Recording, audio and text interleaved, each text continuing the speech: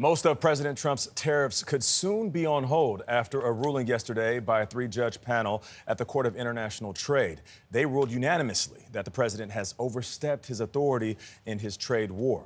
In response, the White House said, quote, "It is not for unelected judges to decide how to properly address a national emergency," end quote. CBS News business analyst Jill Schlesinger is here to break this all down. Jill, good morning. Good morning. So what does this mean for President Trump's tariffs? Does this mean that they are off? Well, it means that we have another chapter in the story. This story is not over yet. Okay. Because what this ruling does is it says it clamps down and says you've got 10 days to go through a bureaucratic process to take away these tariffs that were announced on April 2nd.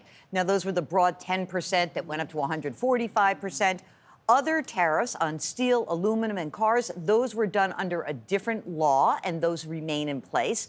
But the administration is going to appeal this. It could go up to the Supreme Court eventually. And so we're in flux still on the tariff story. That's where we are right now. How is it going to affect businesses, do you think? I think it does nothing for businesses because I think what happens is we are still operating under a cloud of uncertainty. If we all owned a business and we had to make decisions today, what would we do? Yeah. Right. What will the outcome of these court cases be? Am I going to invest a capital in a new building here in the United States if these tariffs could get rolled back?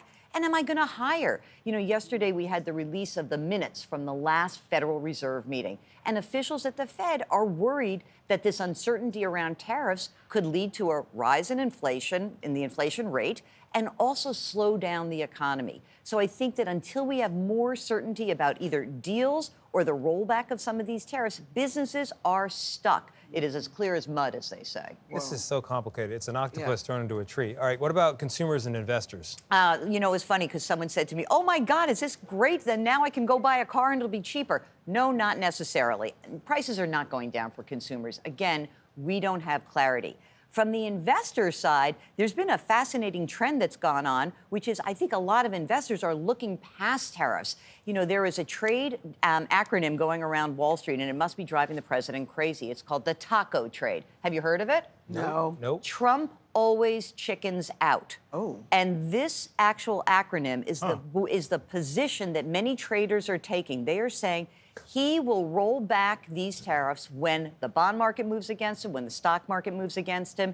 And so we are seeing stock futures rise right now in the pre-market.